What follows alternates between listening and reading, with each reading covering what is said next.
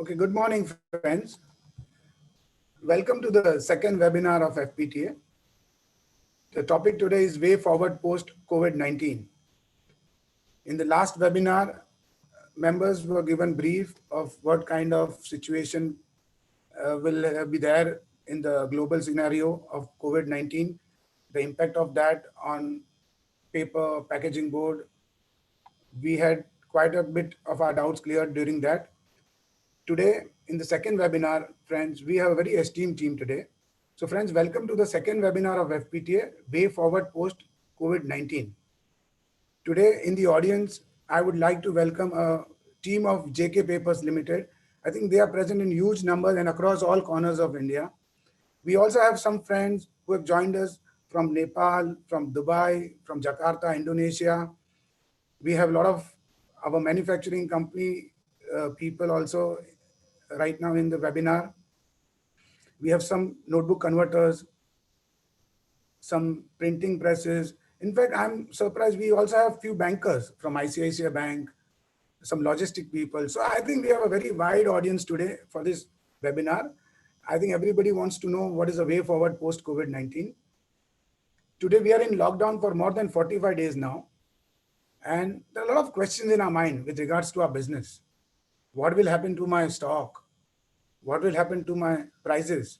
Whether the prices will go down or they will go up. What about my inventory? How can I get my inventory to reasonable levels post COVID-19? Most important, how will I get my recoveries? Whether the cash flow will start routine or people will ask for additional times, whether I should go for additional working capital limit from banks. So many questions are there today in our mind with regards to our business. Frankly, I'm also equally confused as all of you.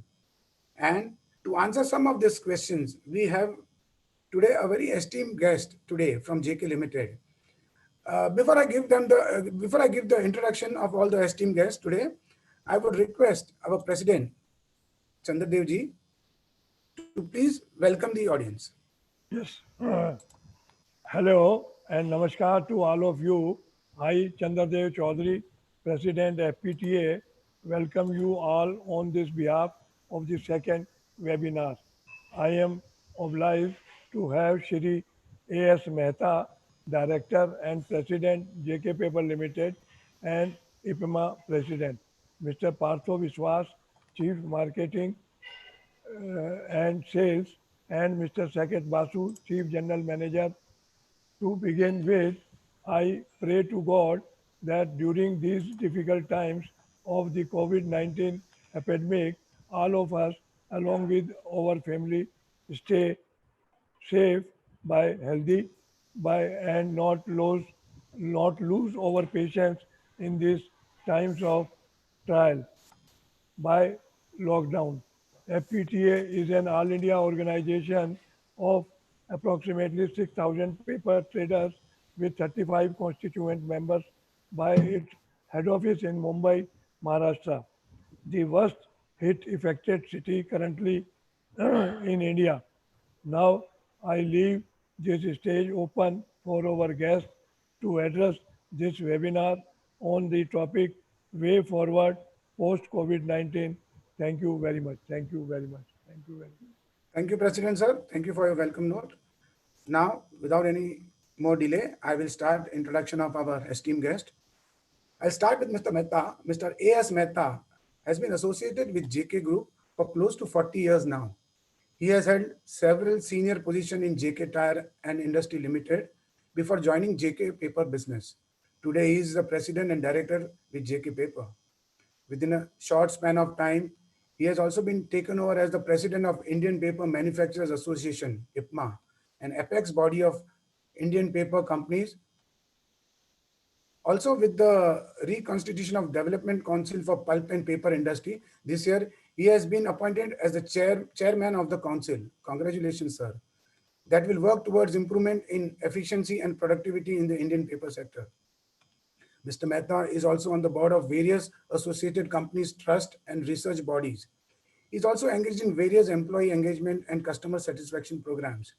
Being a tough leader in the organization, He has delivered several talks on stress management, work-life balance, and corporate social responsibilities.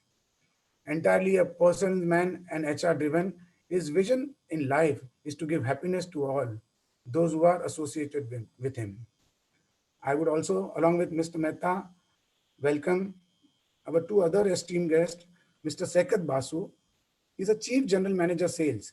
He's done his MBA from XLRI Jamshedpur with specialization in marketing and HR and Bachelor of Engineering from JU. Achievement-driven professional with rich and experience of 24 years spanning different industries into paper, packaging, minerals, construction, and electrical transmission. Handled multiple challenges in JK Paper for the past 16 years, including sales during major expansion scenarios. Possess expertise in both B2B and B2C sales, sourcing, handling various products, mix and brand extension, and ramp up of organization reach to gain market share.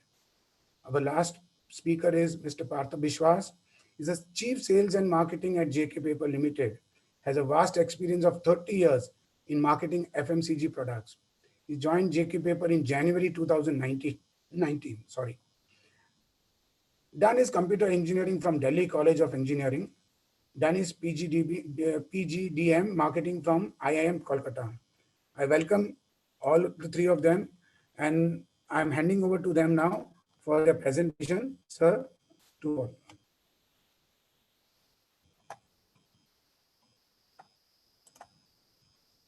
all. What is the order? So I think, sir, Mehta sir, we will start with you and then I think from there, Mr. Basu and they can take it Okay. over. All right. All right.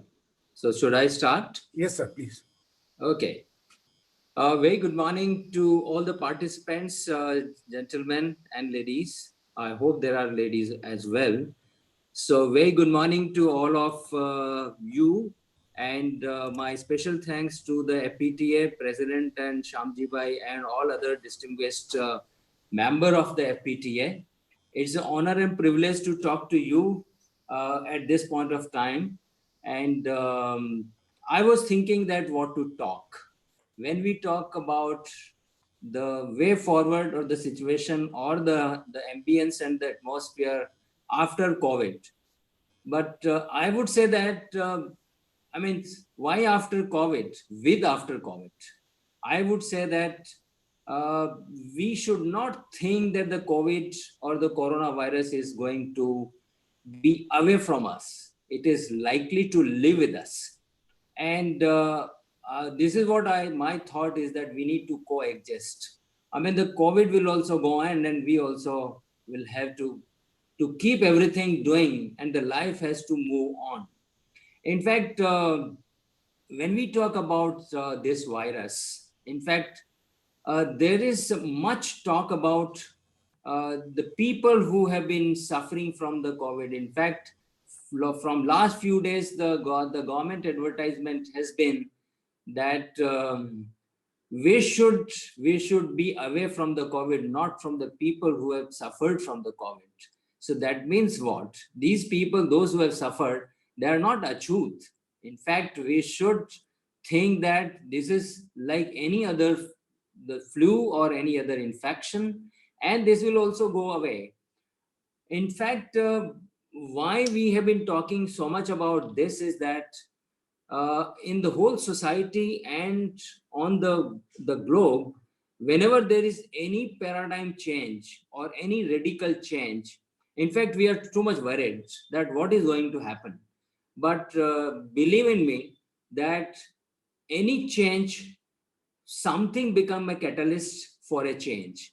And to my mind, this time, the COVID-19 is becoming a catalyst for a whole hog change in the society.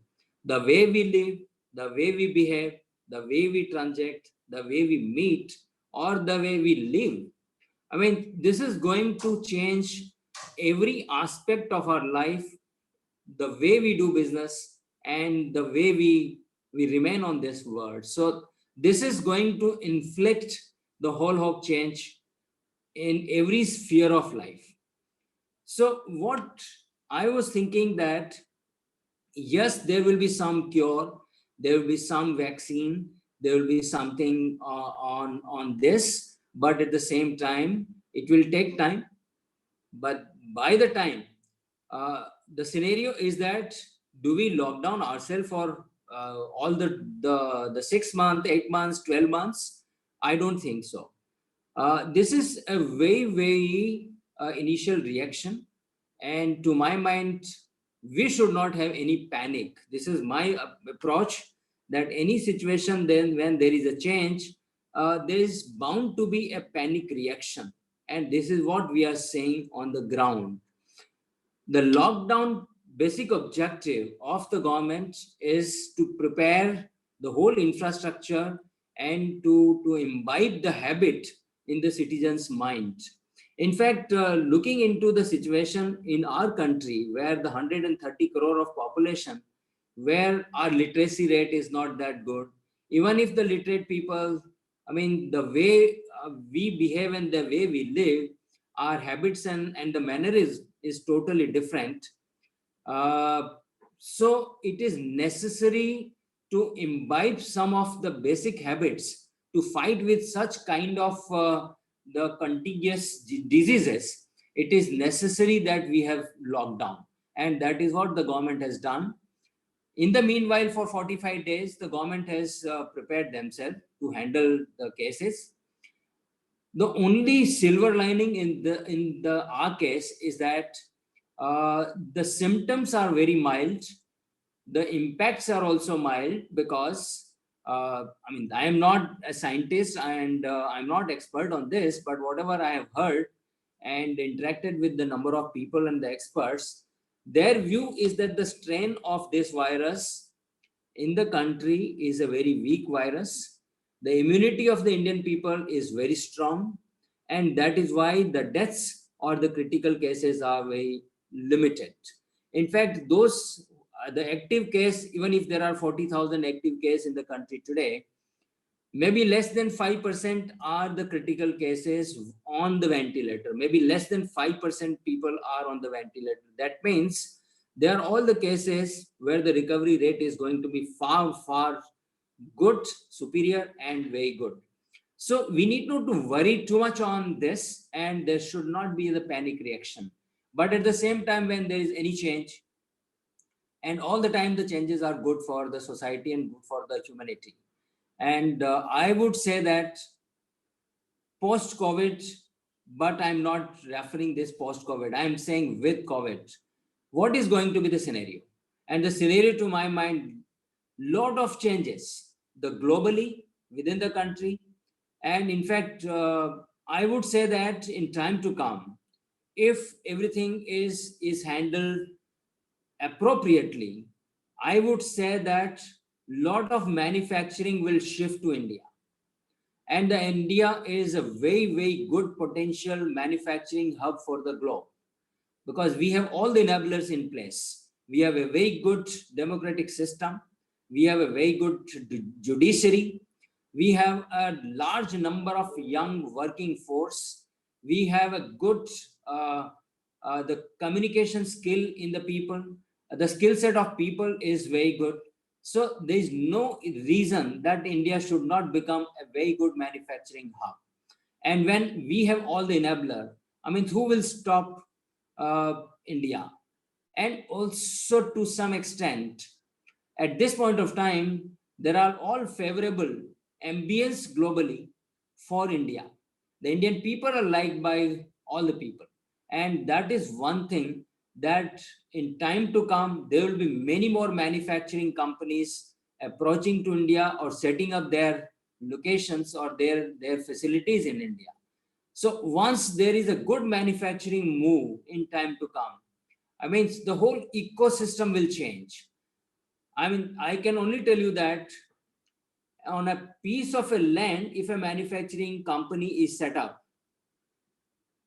thousands and thousands crores of investment, thousands of people are employed, then indirect employment, the transport activity, ancillary activity, trading activity, the backward and forward integration, logistics activity. I mean that creates a lot of employment. And today, the globally the basic issue is employment. and there can't be the better opportunity for India to create employment, inviting all the manufacturing or the global companies to set up their shops in India. It is not that our just invitation. I would say that they themselves are attracted to India. It is only that we need to provide them the right kind of atmosphere so that they do and they like India and they set up their shops.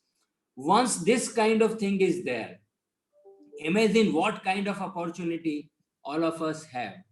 And not only this, what we have talked about is the business opportunities. I mean, there are n number of opportunities, and the opportunities are always there. Whenever there is such kind of a pandemic or a serious situation or a change, always there are opportunities. It is up to us what way we handle the opportunity. Do we see the opportunity or we don't see the opportunity?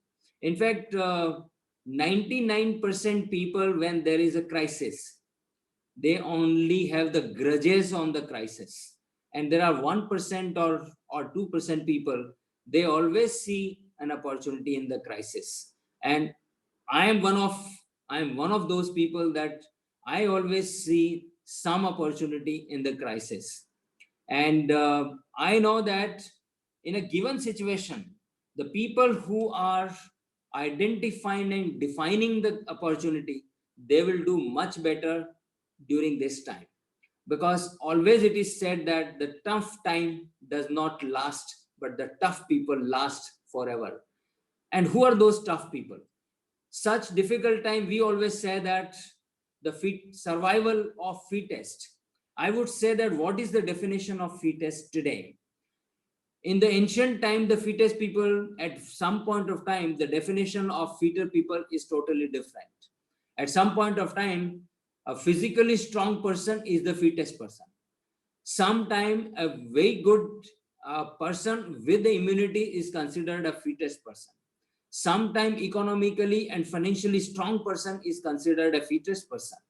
In the trade and business, it is talked that the person who has a cash is a king because he is the strong person, he is a fitter person. To my mind, in today's time, the definition has totally changed. And my mind, who is the fittest person today? The fittest person today is the person who identifies the changes, who identifies the shift in the society, shift in the trade, who identifies the prospective and potential customer. See, the biggest asset today in this world is understanding of a customer, understanding of a customer need, and fulfilling the customer need. To my mind, that's the biggest, the strength, and the person who is better, he is the fittest. So in this time, who will survive? The survival is going to be of people, those who will be better as far as understanding the market, understanding the customer, serving the customer better, and winning the customer. Those people will be the fittest to survive in this market. See, all of us people in the trade and business, what are we having the objectives? Our objective is what? In fact, this is what the defining time for all of us, to define our own vision, to define our own objectives, and define our the purpose of life. In fact, most of the time, what we do is that we always see a very short-term view, short-term vision. In fact, the management terminology, when we talk about the VUCA world, where it is totally volatile, uncertain, very complex, and ambitious or ambiguous. When these are the attributes of the present time, and these are going to be remain. And I mean, time to come, they may be far more complex, and they may be far more ambiguous. They may be far more uncertain. So what do? We need to find some answer on all these things. And how do we find the answer? In fact, when we see the Indian mythology, I always consider that the Indian mythology gives tremendous learning and give all the answers for our problems. In our Indian mythology, there are two visions. And when we talk about when the world is volatile, volatility puts a question mark on our own the understanding, our capabilities. When there is a volatility in the world, we need to have a clear vision so that we can handle the volatility. When the world is uncertain, when there is a uncertainty, how do we handle that uncertainty? Is only by understanding. So how do we understand world better? When there are complexities, because in the life we created complexities, that can we have the simple life, and we need to have a very simple life and the simplest processes in our trade and businesses. So can we have a better clarity of the process and the business and the understandings, then we can handle the complexities. There are ambiguous situations and there are ambiguity, because the ambiguity is the part and parcel of the trade today. How do we handle ambiguity? Is by agility. We need to be very dynamic. We need to live this every second in the market the way market needs. So that needs the agility. All these things are there in our Indian mythology, and that is what called is the. I was reading somewhere. There are two reasons. One is the Garud Drishti and the other is the Sarp Drishti. These are the two terminology. Sarp Drishti is only 5 feet vision, 10 feet vision. That means it's a very short term vision. And the Garud Drishti is a helicopter view or a long term vision. These are the two things always provided in our Indian mythology. But the fact remains that we are more and more driven and overpowered by the short-term vision. Again, to bring you on this, I mean, when we see the Ramayana and Mahabharata, what is there in this? Ramayana, we always worship Ram, Maryada Purushottam, and the father figure Dashrath. They have all thought about the period beyond Vanvas. It was not just a short term, it was a long term. The vision was a long term. And the Ram obeyed the direction and the instruction of the father just to keep that in the long run. The whole dynasty has to be worshipped, the whole dynasty has to be respected. So it was a long term vision. And in Mahabharata, when we see the Shantanu or Dhritarashtra, they were all short term, because just overpowering the Hastinapur. So that is what the difference is. And we need to think that what is that long term vision we have. As a trade and business, we always have to have the long term vision in our mind. And the long term vision is that with the COVID, how do we do businesses? What kind of a business model will be the better one in time to come? So we need to think differently. For a long-term vision, how do we protect ourselves? And as I said that when there is uncertainty, we need to figure out that in uncertain world, how do we behave so that we not only protect the customer, our own survival, but at the same time, we protect all the people. In fact, what happens is that in the Sarp Drashti, when we have a short-term vision, we only think about our own self. We only think for our survival. We don't think about the other stakeholders. I would say that when we talk about the long-term vision, and the long-term vision is like this. When the Ram thought about the Chauda Varsh, he thought about everything, all the stakeholders, not only the subject, not only the family, not only the dynasty, not only the brothers, but he thought about the sannyasis, he thought about the nature, he thought about all the people. In the business, the same thing. We have all the stakeholders in our businesses. If it is company, we have the stakeholders, our employees, our channel partners, our customer, our lenders, our shareholders, our government agencies.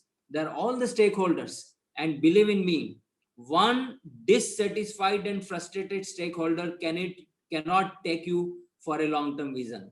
You need to have all the stakeholders duly satisfied so that you can go on, because there is a nuisance value of all the stakeholders. I can only tell you that these days we are facing the difficulty of the migrant labor. I mean, why are we facing it? Because we have not taken care of those people. And in long run, that also needs to be taken care of. And that is what the paradigm shift we need to think, that every stakeholder in our business, industry and trade is going to be far more critical, and we need to address all their issues.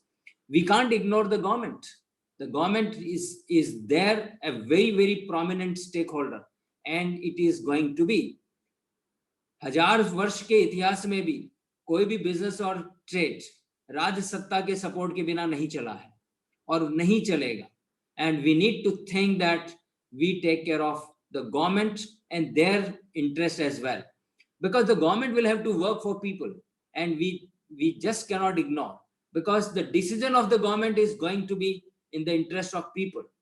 There cannot be just a very selfish interest for the trade and industry. So we need to understand that aspect as well. So all the stakeholders need to be taken care of in time to come. I would say that with this, we need to redefine our business models. We need to behave, we need to act in such a manner that we become smarter in the market, we become smarter with the customer, we become smarter how to handle our businesses. And we need to work with all our people. I mean, when I'm talking about the industry, I have talked about all the stakeholders. When I'm talking about the channel partners or the dealer, I would say that for you, all the stakeholders are who? The customer, the dealer or a retailer, as far as you are concerned, your bank, your people, the people you are employing, they are equally the partner in your progress, and we cannot undermine their contribution. A smallest loose end in the chain can break the whole chain. So we need to respect that chain. We need to respect the ecosystem. I am very, very ambitious. I'm very optimistic. I would say that this quarter may be a very bad quarter for all of us, because in number of markets, number of places, we are shut, we are closed. But I am very, very optimistic that once we have back to the normalcy, but the normalcy is not going to be without COVID. The normalcy is going to be with COVID. And despite that, I would say that next quarter onward, India is going to bounce back. And it is going to bounce back. And maybe in quarter 3 and quarter 4, we do much better than what we have thought even. And the year 21-22, I would say that the year is going to be year of India, year of Bharat. And we need to be all optimistic. With this, all my best wishes to all of you. Thank you very much. And I will be willing to take any question, anything. Thank you so much. Thank you, Mehta sir. I would request Mr. Sekat Basu, are you going to do the next presentation?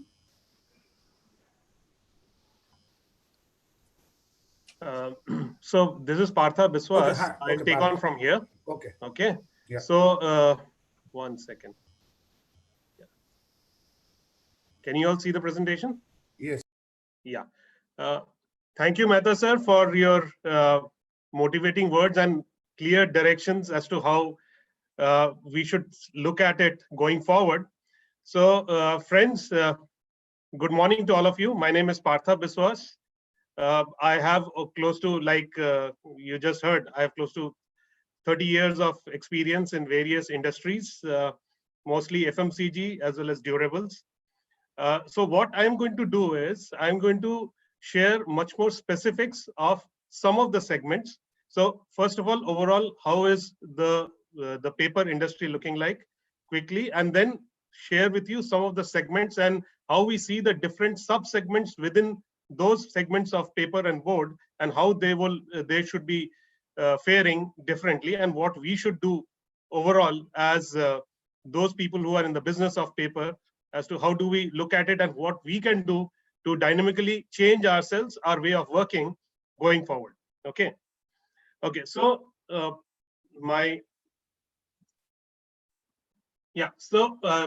what I'm trying to tell you is that the good news part is that world over, possibly paper and pulp industry is not going to be one of the worst hit sectors, as many of the reports worldwide have indicated the trends are that paper and pulp industry should not be the most worst affected. So there is some amount of uh, solace to be taken from the whole thing, because we are in much more closer to some of the essential requirements, and thereby the various types of paper that are produced would continue to get consumed even during the adverse situation that we are going through. Okay, so moving forward from here, I would like to share with you some of the pricing kind of trends and what is it that is expected in the near term. Now, if you look at specifically what is happening internationally, we would have seen in the last 1 year, the prices of pulp have come down quite drastically. Now, if you look at the prices, they are at almost at a record low levels. And it is expected that from here, it should be marginally going up, because along with the adverse impact in the demand, there has also been major disruptions in terms of production of pulp. Off and on, it has been off and on in most of the areas where the companies which have been producing pulp, it has been going off and on. So thereby, there is more or less a kind of a balance in terms of the availability and demand. So it is expected that the trend which has been there since December, where there's been an upward trend in the pulp prices, they should more or less continue. The second thing is that because of the disruption, major disruptions in logistics, the availability of containers and all the shipping lines, there has been a 20 to 30% increase in the freight rates, cargo freight rates across the world. And those are supposed to be there at least in the next 2 to 3 quarters. Finally, the third important point is that within our country, if we look at, the rupee has depreciated close to 7.5% over the last 3 to 4 months. So what it means is that imports of either raw materials or the finished products into the country, they are going to be at a significantly higher prices. So what all these mean, only one thing, that what is expected as a price trend of the various products within our country for pulp and paper should remain more or less firm, at least throughout this year. Okay, so that's what is one of the major expectations that we would like to share with you. Now, I would like to share with you, like I said, the different sub-segments of paper and board and how we see the various areas or the consumers segments within those and how they should be faring. First, it is about the copier paper. Copier paper, which is close to around 8.5 lakh to 9 lakh tons approximately annual consumption, which is been pre-COVID days growing at around 5.5%. Now, if you look at this sector, the major consumers of this is government, supplies, corporates, the jobbers or the photocopier segment, SOHOs, and then comes the education and the hospitality sector. What we are showing out here, if you note, is that immediate short-term impact, how the various sectors are going to behave. What is the medium term? That is the next couple of quarters, and then on the ones that is from next year onwards, how the things should be moving. Just to give you quickly an update on the way we see it, is that government supplies is not really impacted during the current scenario. The consumption is taking place. In the medium term, there should not be an impact, and in the longer term, it should continue to be positive, according to us. Corporates and jobbers are definitely impacted because many of the companies have not been functioning, and only now, over the last 1 week, we have seen that corporates have been given permission to open up and operate at around 33% in majority of the cities. So we see that there would be in the next 1 to 3 months period, there would be a medium amount of impact in this particular sector. But then as the next quarter comes, we should see the revival of usage there. And then in the longer term, that is next year onwards, we should see that it should continue to grow in the normal pace. What we see as one of the areas that could definitely get impacted is, according to our hypothesis, is that with education trying to go a little online, as well as the hospitality and travel sector really majorly impacted, we see a major high impact, adverse impact in the consumption of copier papers in the short run. But we feel that there should be a medium impact in the next couple of quarters, and after that, it should still have a minimum amount of impact. But as Mr. Mehta also mentioned, there are major or the key growth drivers which are there, which should continue to drive this particular consumption of copier paper in the various segments. Which are these? One is definitely the drive towards the government's initiative towards education, driving education even into the smaller towns as well as into the rural areas is one area which will continue to drive consumption or continue to increase consumption of paper. The second, as Mr. Mehta mentioned, is the manufacturing shift. If we believe what the media is or the kind of initiatives that are being taken by government, and we feel that many of the organizations or many of the businesses worldwide would like to make a shift into our country because of the various favorable factors, then we see that as one major area of opportunity for growth of paper. So what we feel is these being the ones which could be coming up and thereby could negate to a certain extent the impact of digitization in the education sector or some of the other sectors. Okay, so thereby we feel that in the longer run, we should continue to see the 4.5 to 5% kind of a growth to continue in the copier segment. Now here for the trade partners, we realized during the way down, there are two things that I feel that our trade partners should be looking at doing very effectively. One is that how do you really start servicing innovatively even smaller customers, because there are all kinds of demands which have been coming up everywhere. How do you really effectively address those demands? How do you fulfill those demands? And secondly, how are you effectively expanding your reach into the district level towns? Because that is where even today there is demand, but believe it or not, the service levels to those towns is not really happening. And there is a demand, unfulfilled demand, which exists even today. So if you can really see how you can expand your distribution into the district level towns, you have a growth or the volumes, sales volumes coming in from there. Okay, so that's as much as the copier portion is concerned. I will move on to the writing and printing segment, and the various sub-segments within the writing and printing is the government textbook, the publishing segment, which is consisting of the state government textbooks and the NCERT or the private publishers. Then comes the segment of notebooks, and thirdly, the stationery segment. Now, how do we see these particular segments or sub-segments moving forward? In the next couple of months, 6 to 8 weeks period, we feel that, we have seen that the state government textbook, there is a good amount of demand which has been there. And those printers who have been specifically operating in this area, they have continued to run their machines and they have continued their operations. The private publishers, for them, this is more or less an off-season, and thereby the impact, and also because they are in the red zone, they have not really opened up their operations as yet. Okay, but then this also being an off-season kind of a period, we would see that the impact is marginal here. Then comes the notebook segment. Now, notebook segment, it's basically the demand from the state government is, we are seeing that it's continuing. Okay, but then the market demand is as of now adverse because of the lockdown situation. What it means is from the government sector, the demand is there because they are trying to get material ready so that once the lockdown period gets over, they will get into the distribution mode. But at the same time, as such, currently the market demand is not there because of the lockdown.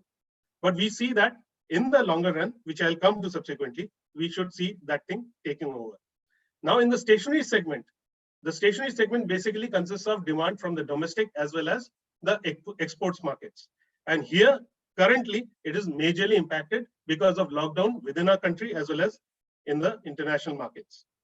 Okay, now in the next couple of quarters, which is basically the second, third, or maybe the fourth quarter, we should see that the government textbook demand that goes down because of the demand cycle itself, while the private publishers should start opening up, though there would be some amount of impact in the initial period, or maybe the second quarter, for example, could remain impacted because of the lockdown situation, after which, that is Q3 onwards, we should see that the demand pickup should happen. Similarly, in the notebook segment, Q2, the impact could still be there this year, but then Q3 onwards, we should see that the demand should pick up. Similarly, or basically the stationery segment, that remains impacted in the Q1 and Q2, but Q3 onwards, we should see a revival there. In the longer term, we should see that the government textbook demand should continue to drive the writing printing segment. Why? That's because of the government push on RTE, right to education. So the demand from the government textbooks should continue to drive the writing printing paper segment. The private publishers, they could see an impact downgrade because of the digital push from the tier 1 cities. So there could be certain amount of impact in their overall consumption, okay, or the private books and all that in the tier 1 cities in the coming times. In the notebook segment, once again, the growth should continue because of the education drive that's happening across the country. The stationery segment is one which should see a good growth once situation normalizes, because that is one area which is where one can get very innovative, come up with huge opportunities in terms of new SKUs, lot of areas of opportunities and growth. And if we see a lot of the manufacturing that we do, we would see that we have an opportunity here to grow as a country in a much faster pace, and we should be able to service even the international demand. Okay, that's the writing and printing segment. Coming to the packaging grade, Saikat, would you like to speak about it? Saikat?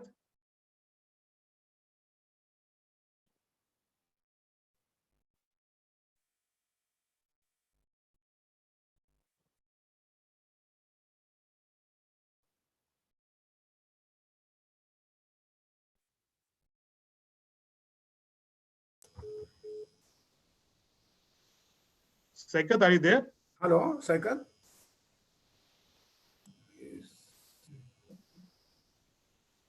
I think Saikat is there, yeah. Saikat, Can you call Should him? I call Partha to Sekat? No, sir, it is just getting connected due to a oh, storm okay, here. okay. Okay. All Due right, to all a right, storm all here, right. the Wi-Fi disrupted around 4-5 minutes back, and I have got it connected just No now. problem, no problem. Take Okay. it. Okay, yeah, Saikat, continue. Yeah. Friends, sorry for the technological hitch. First of all, I can thanks again for everybody to join in this webinar in such incredible numbers. I can see a number of 450 or something below, as I last saw it, which is and God knows how many numbers are there in the YouTube who are watching this. So a big thanks for everybody to join in such numbers, as well as a big thanks to FPTA for arranging this interface, and also taking over from how Mr. A.S. Mehta and Mr. Partha Biswas has already said. We will get into the packaging and the other grades from here on.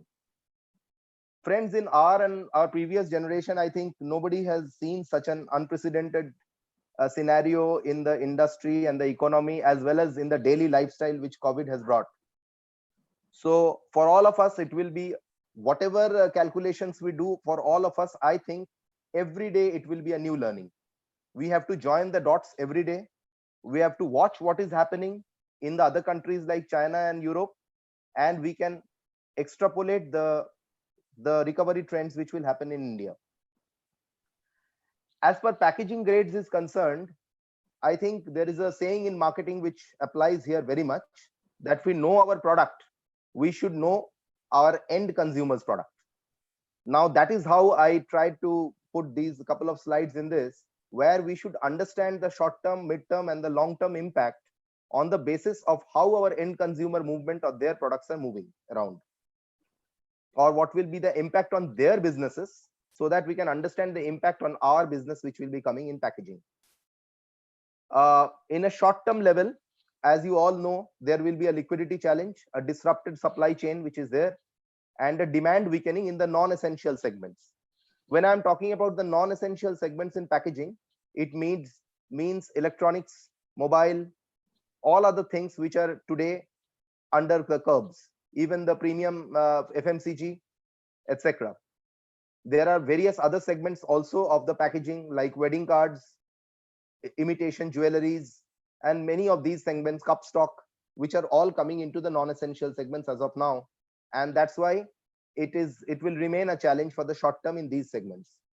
In the mono cartons business, the positive which will be here for us on a short term as well as in the medium term and the long term will be the pharmaceuticals and the essential food packaging. As we already said, it in the short term it will be a little negative for the consumer packaging, which we have to bear.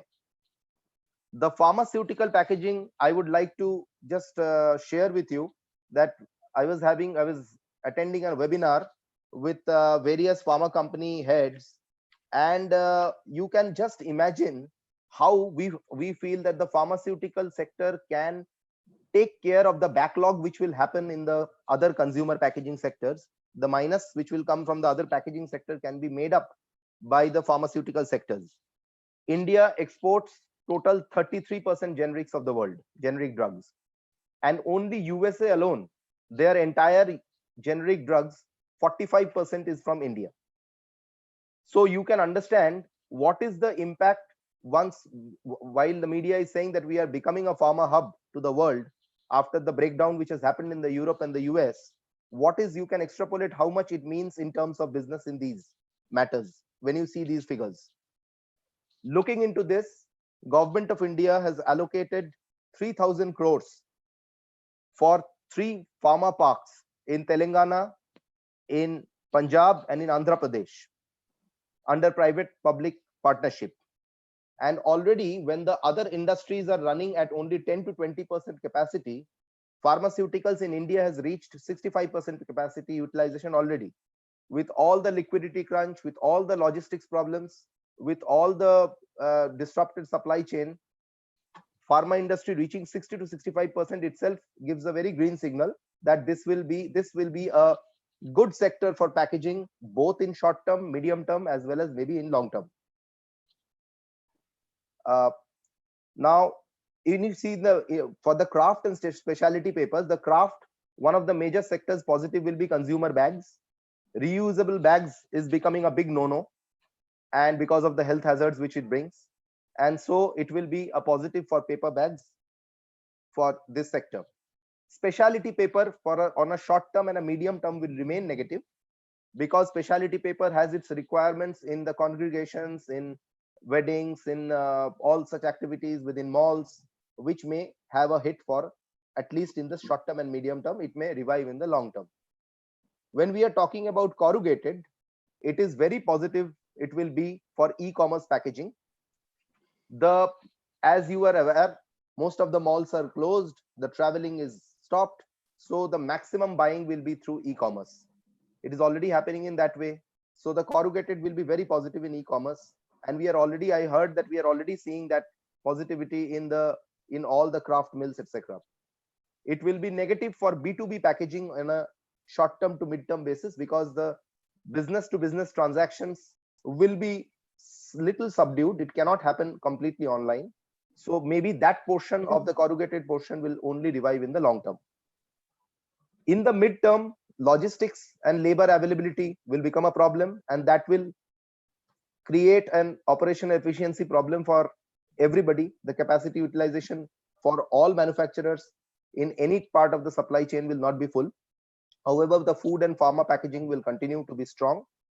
Consumer bags will become little neutral, and we feel that the e-commerce packaging will continue to be strong.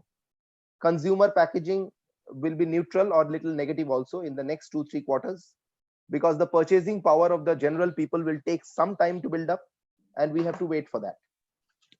On a long term basis, which I want to say that one I already talked about, the hygiene factor. The hygiene is both at self and community levels. That will drive a lot of things, and that will drive definitely this food packaging and other things, and the consumer bags, etc. on the long term. There will be a high backward integration among the supply chain. While talking about this, I will go to the next slide, then I can discuss about this.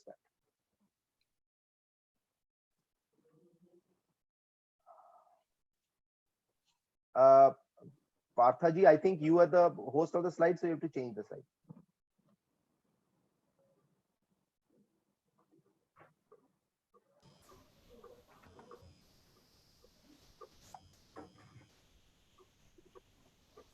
Parthaji?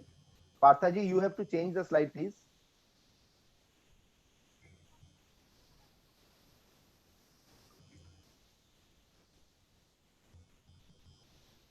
Hello. Uh, We need to let call me him. call him. Yeah. Let me call him, or you can, or Kunal, can you please call him once? Maybe.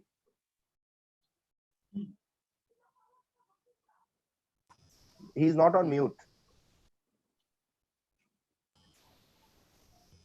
Maybe he's also having some technical glitch, but we need to just call him. No, his phone is also coming busy. Somebody is calling him.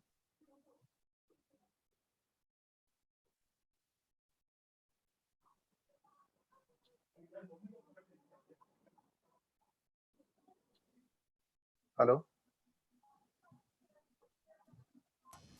Give me 2 minutes. I'll just try to connect with Kunal. Otherwise, you, Kunal or Hiren, if you have a copy of the presentation, right? So can you share it on the screen? Okay, give Yes, me sir. a minute. I'll do it, sir. Yeah. Hiren, stop sharing Parthaji's screen, no? Okay.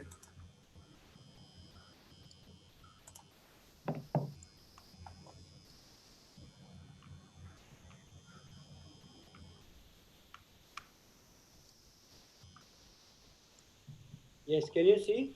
Yes, yes. Yeah, this is the next slide, right? Yeah, next slide. Sorry, all participants, for another technical glitch this time, maybe. The whole supply chain needs to be in sync for quick revival post-COVID.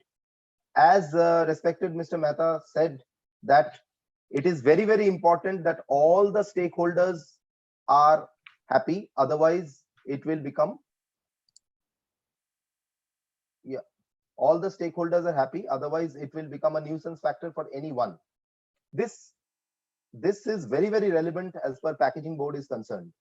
The raw material, that is the pulp supplier to the packaging board mills, the packaging manufacturers, the packaging converters, and the end consumers. Again, if the end consumer is a consumer product, it goes to the end user through a wholesaler and a retailer. If it is an industrial product, it may be directly sold by the converter to the end user. So you can see how many people are totally engaged in this chain for the rotation and the other things to happen. What makes it even more interesting in packaging is that after the end user uses it, some part of the packaging are either comes into waste disposal or it comes into material recycling or reuse, which clearly makes it even more complicated because there are so many stakeholders total in this packaging chain that if the total liquidity flow and the labor flow and the timely supplies do not happen at any one portion, the entire packaging chain may come under problem. So it needs to be seen on day-to-day basis how the sync we can create. Everybody of you as a trader, as a converter, as we as a manufacturer, we can see that how we can keep the chain alive by correctly replenishing the goods at each and every point and also allowing the funds to flow both up and down the chain. Thank you. Can you go to the next slide? Yeah. This is a very important thing about packaging. If you see that why this is a very positive thing. Last slide I talked about that how the chain needs to work. So it's a challenge. But here in this challenge, we have an advantage. Paperboard packaging will have an advantage over others in COVID. If you see all the different types of packaging, whether it is primary packaging, secondary packaging, there's a group packaging, or the tertiary packaging in which the transportation is being made, there are several substrates which is used: paper, board, plastics, wood, metal, glass, etc. But what will happen after COVID, you can understand that since the movements and the logistics is constrained to some extent, since the cash flow is under a problem, and since it is very difficult for companies to invest too much in marketing, they would need the communication of the brand image to happen through the packaging. So now what is paper? As you compare paper with the other substrates, you will find paper or board packaging is lightweight, it is recyclable, it is more cost effective than other forms of packaging, it is easier to pack, and it is very easy to communicate the brand image on the packaging rather than on.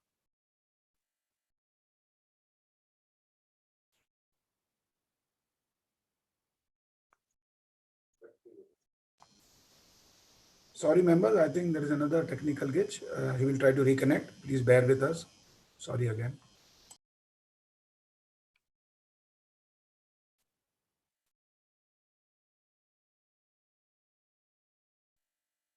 Yeah. Saket ji, are you there? Okay, so can you hear me? This is Partha this side.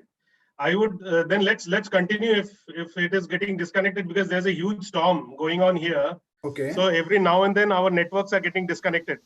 Yeah, please, you can continue from there. Yeah. Okay. Sir. So basically, what Saikat was talking about is the primacy of the paper packaging, and how this is going to be one area which will be the growth in the coming future as well.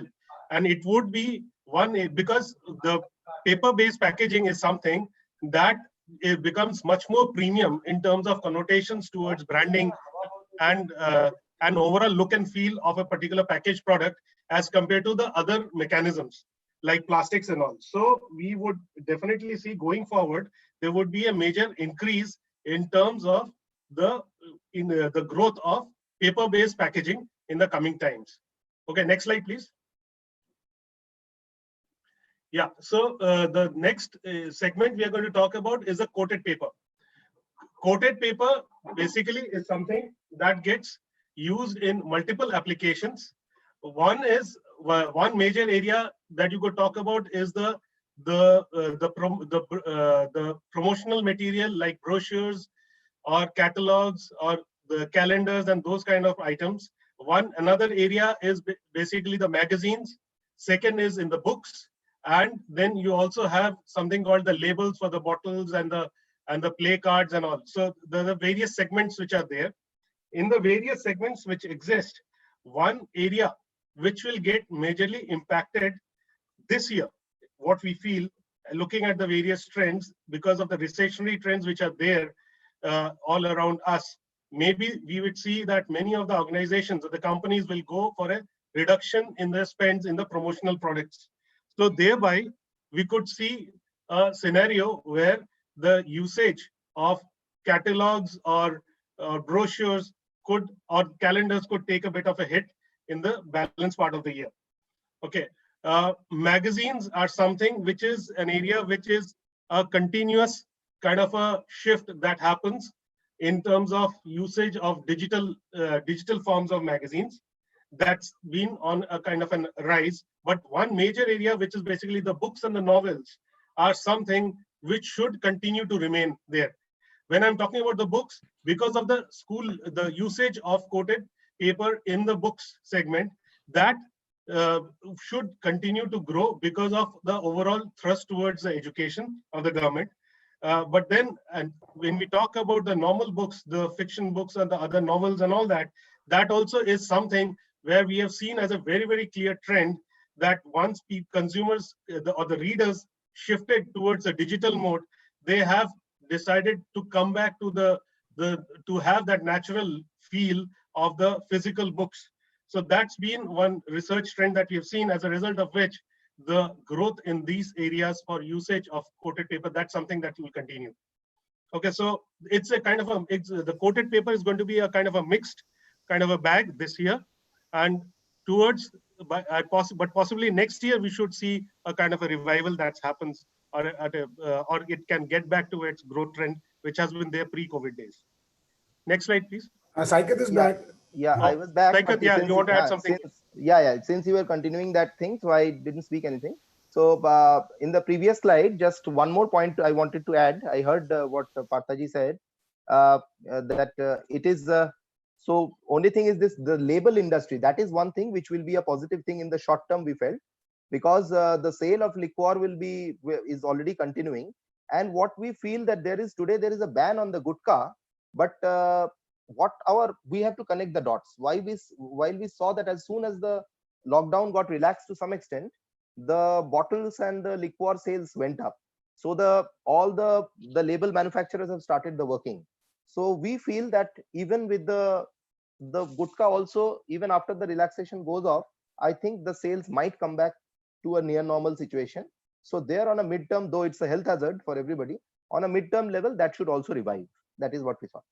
Absolutely. But we can go to the next slide. Okay, in this, the changing customer trends provide significant opportunities for the paper and board industry.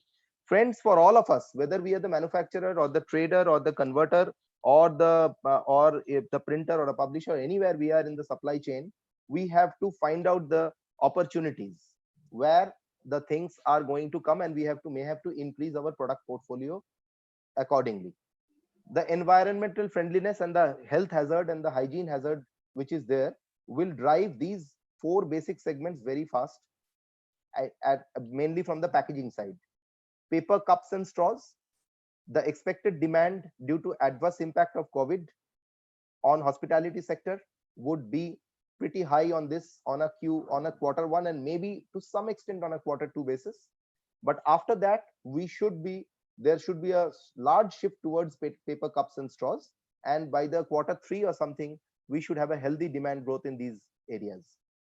Paper plates is a major emerging demand, where we have already started getting inquiries from people whether we can use the normal virgin board or we can use the normal cup stock board for paper plates in thicker GSMs.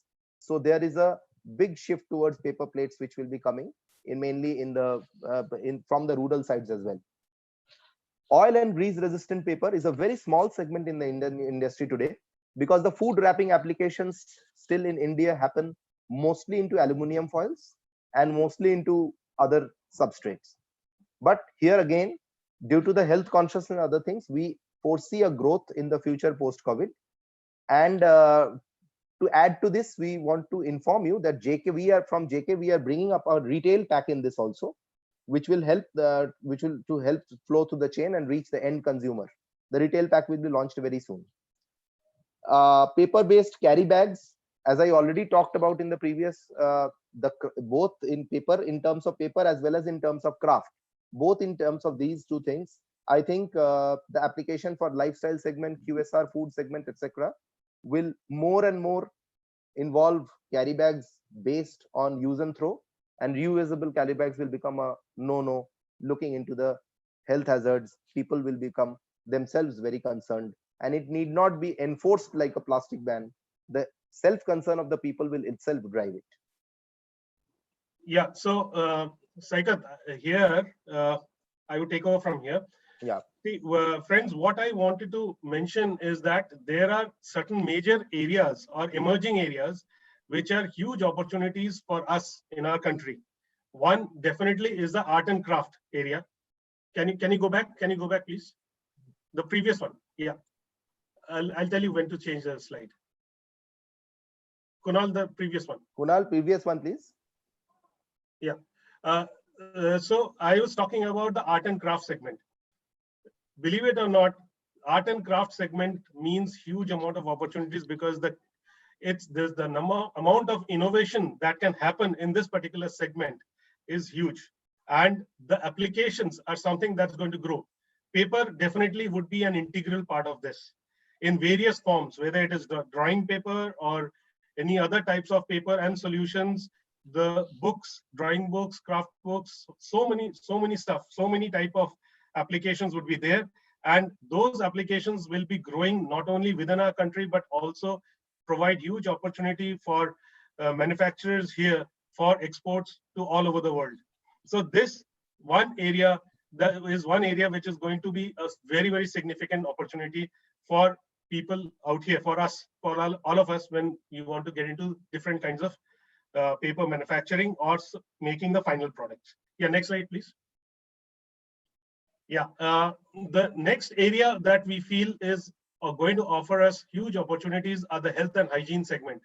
Because of the current pandemic that is taking place, the awareness about health and hygiene is going to go up significantly.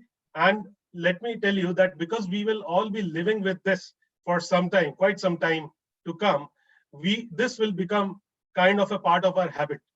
So there are two things which we see as immediate opportunities for us. One is the soaps. Usage of soaps we see is going to definitely grow quite a bit.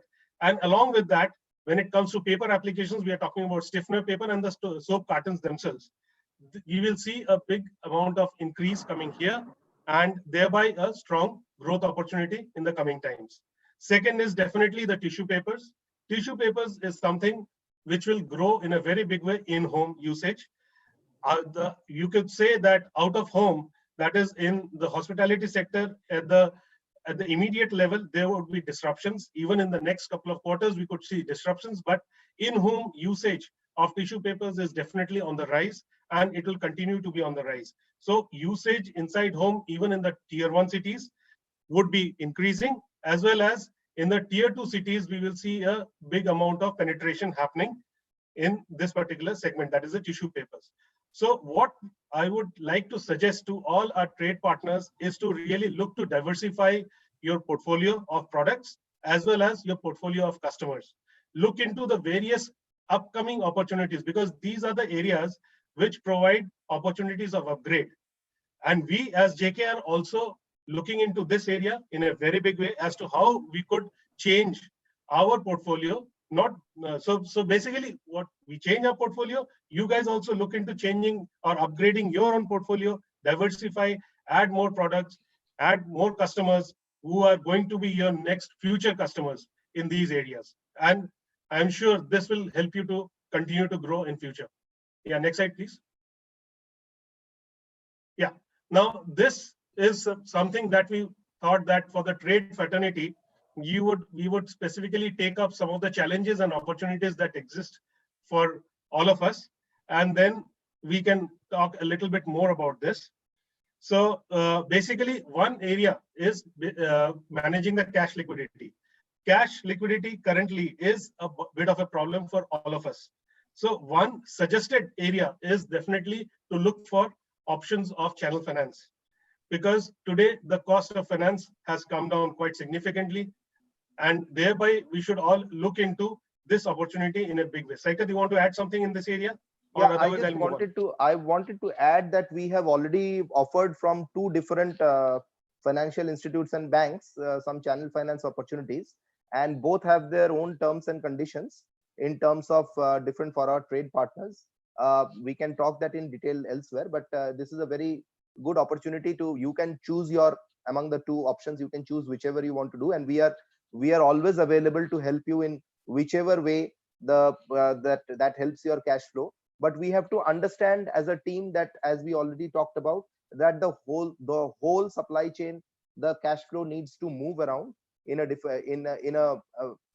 very smooth manner, for which we can offer these channel finance options. But at any point of time, within your other stakeholders also, to your suppliers or your customers, you should always urge, and FPTA is already doing it, that there should not be any blockage in the supply chain, in the cash liquidity chain, which happens between starting from the manufacturer to the trader fraternity, to your converter, to your publisher, to your converter, to the end consumer.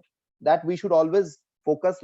FPTA may do several such with the consumers also, such type of interfaces, which will help the entire trade fraternity. Yeah, see, the other thing which is very critical for all of us is to get much more what should I say, in a much more organized way in the way we manage our sales processes and our teams. This is one major critical area.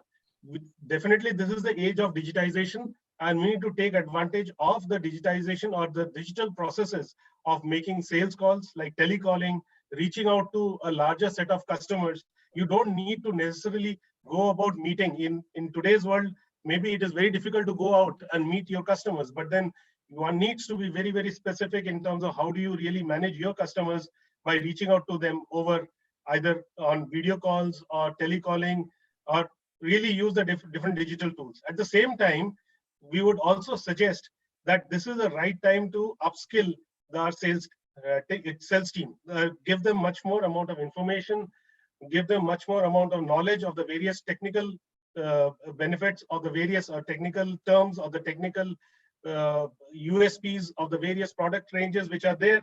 And the sales team has to be one which has to be very, very clear about how exactly he can go about making a sales in a short period of time much more effectively. So what we as an organization, we have been also trying to do, and what we will continue to do in future as well, is that we would try to impart as much amount of information or technical training for you, the whole fraternity, all fraternity, in terms of providing the key USPs of the various products, what are those specific things that one needs to know to make an effective sales of a specific type of paper or board. Okay, so we will continue to do that.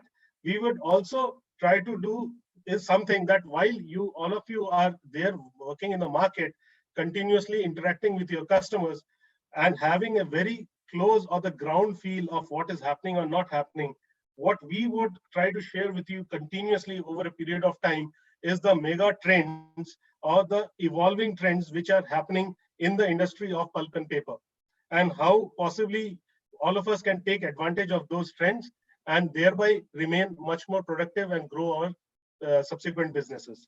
One final thing that I would like to mention here is that in our process of getting much more customer centric, it is important to have in a very organized way, developing our master data, how effectively do we know our customers, how effectively are we servicing our customers.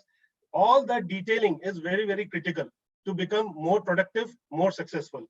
We should all do that and thereby make not only the customer happy, because the customer is ultimately looking for information that matters to him much faster. The things that he wants, we should be knowing better. So basically all that could be done better if we have much better database understanding of customer, and we are able to take advantage of digitization and thereby do give a much better customer service. So I think these are some of the critical points which we thought that we would like to share. We have nothing much to share beyond this.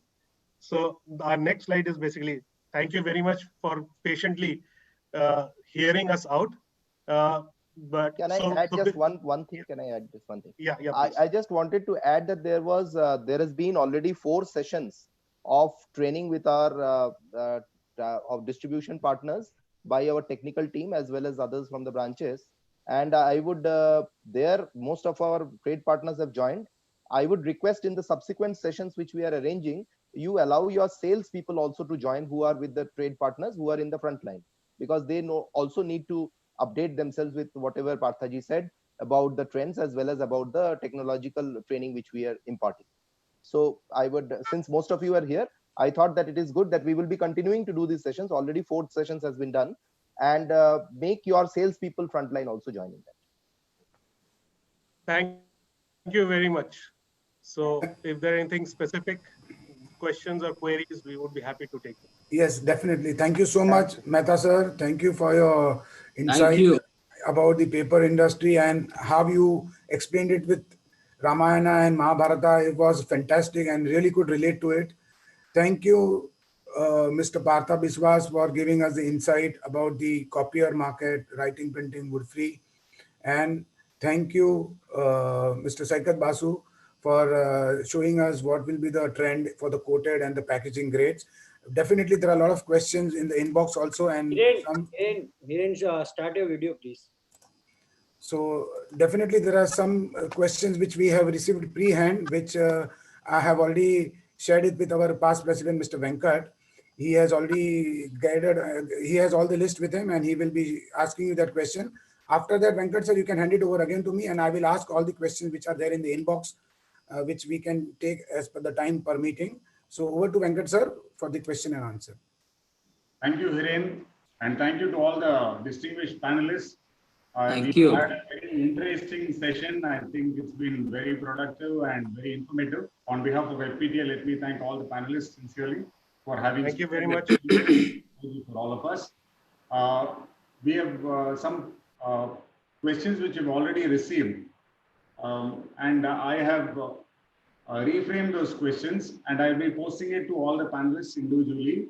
The first question is addressed to Sri Mehta Saab.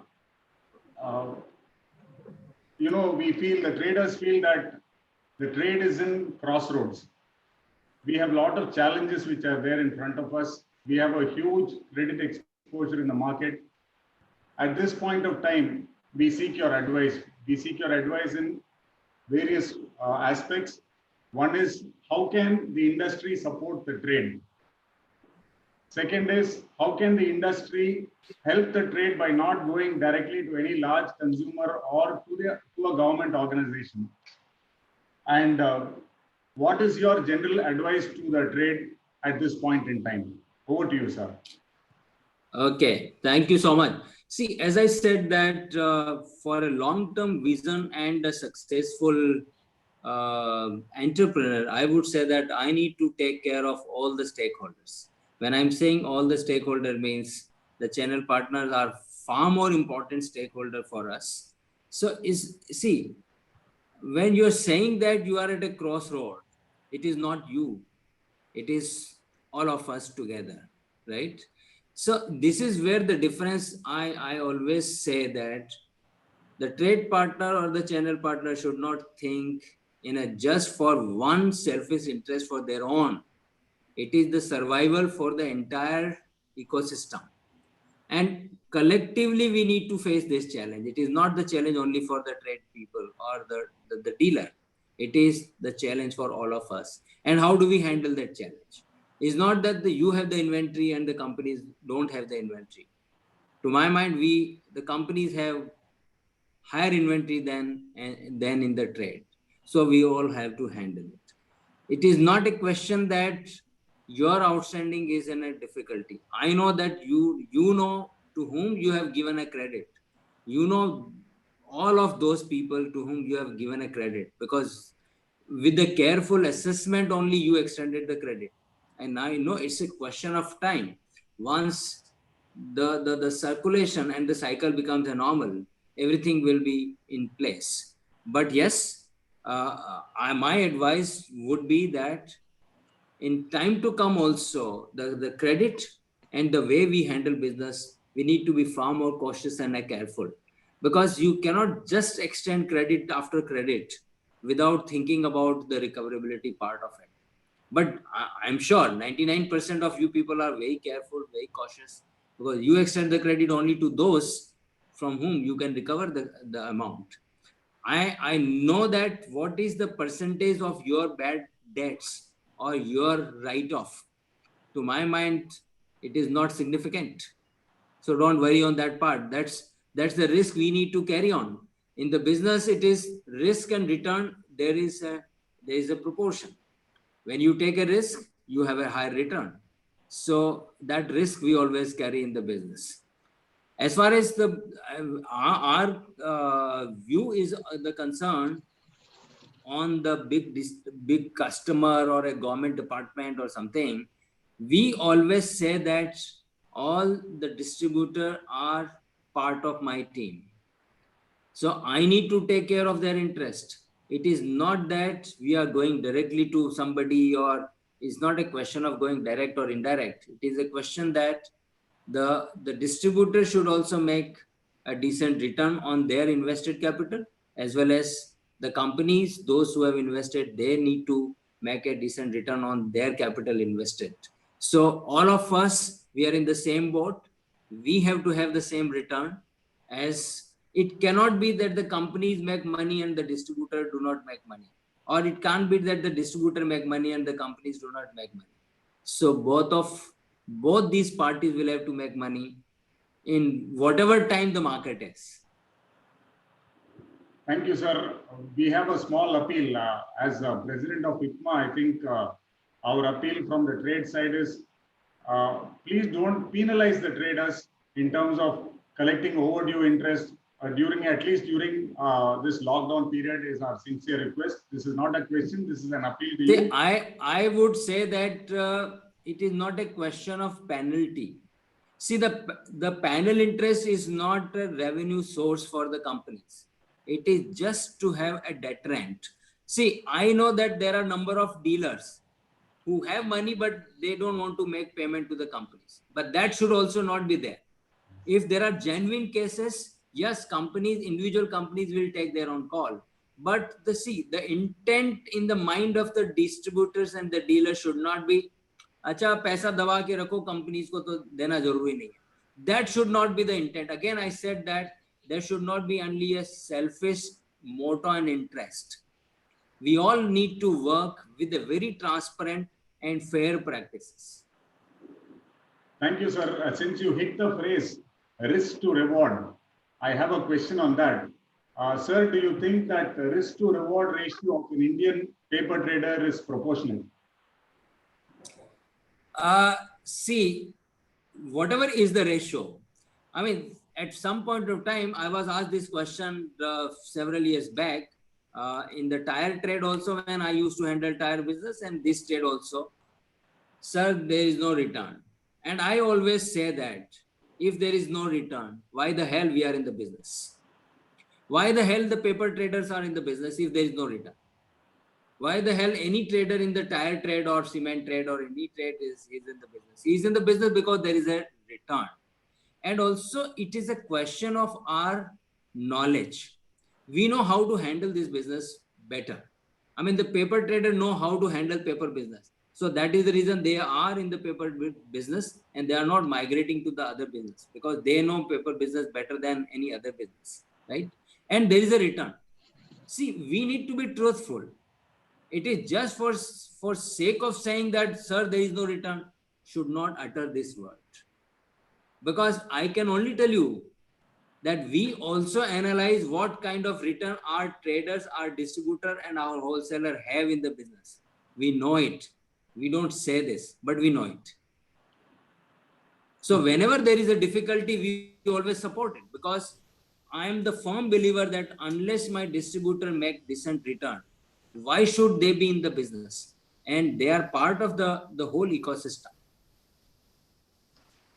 Thank you, sir. That was well answered.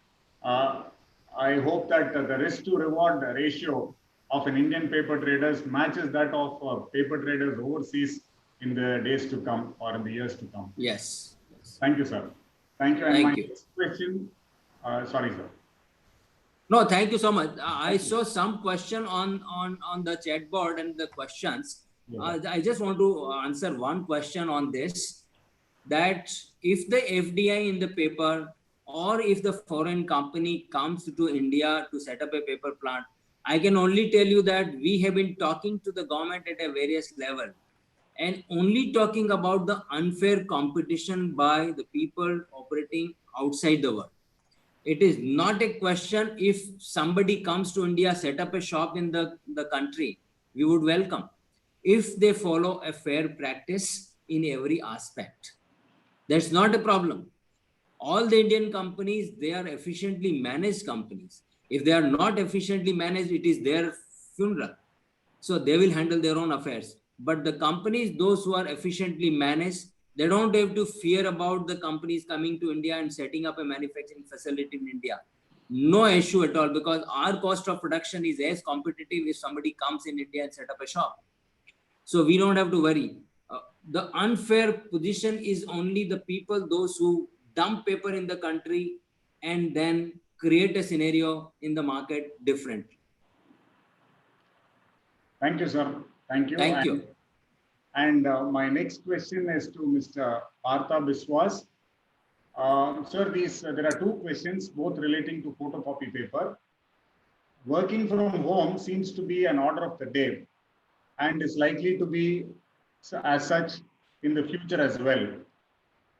How will such a culture impact the consumption of paper, especially photocopy paper? That is question number one.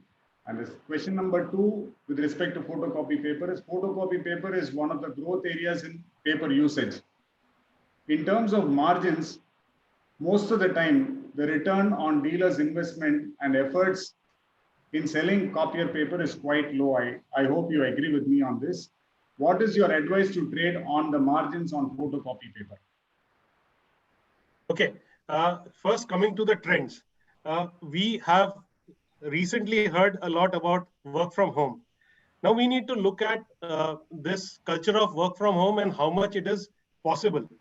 Now, let me tell you, the work from home is becoming, for some people like us who are more into selling of physical products, I would say work from home is something that we have to live with as of now, because we don't have an option.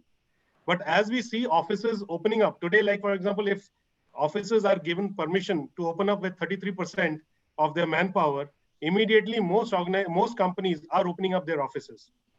But those who we are talking about more, who would remain in the work from home kind of a culture, is more to do with the IT sector, right? Because in the IT sector, a person, whether he goes to the office regularly or goes only when it is absolutely required, or otherwise he is developing his software sitting at home, that's not really a major change, or it's not really going to create a major impact in terms of the copier paper usage, right? So all physical organizations, what we strongly feel is that as government allows the situation comes back more to normalcy, and government takes progressive steps to allow companies to work with larger percentage of their population, we will see that people would prefer to go back to the offices and work from there. But yes, IT sector, we will see this as a paradigm shift, because that is something which is definitely possible, not really possible for most of the other kind of businesses. Where we are currently into the work from home because we don't have an option, but we would like to go back to our offices. So that this would be a kind of a temporary kind of a hit, but as the situation normalizes, it should be okay. Yeah. The second part was in terms of the margins. Margins is a function of how quickly you can rotate. So it is about ROI. It's not about a physical amount of money that you get by selling a certain quantity. So so basically for this different kinds of products that exist, whether you're talking about only paper, or maybe if you can look beyond industries also. So there is always a certain percentage, okay, or about amount of money that one ends up earning as a trade partner. Okay, so that keeps on varying from business to business. I have seen in FMCGs when I have worked, then there is a certain percentage which is good enough. And then there is in the other industries where then a kind of a percentage is much larger. Like for example, if something is very fast selling kind of a product, then anybody is ready to rotate the amount. That is, you take the material, you sell it off quickly, you make minimum margins, because that return on investment, ultimately ROI, works out to 20% and above.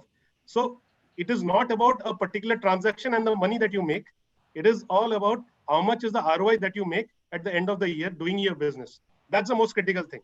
So everybody has to decide, and that would vary from product to product. Even within copier, there would be some brands which move very fast, and then there are certain brands which don't move so fast. So those which don't move so fast, a trader would look at making higher margins, because his holding cost is also there.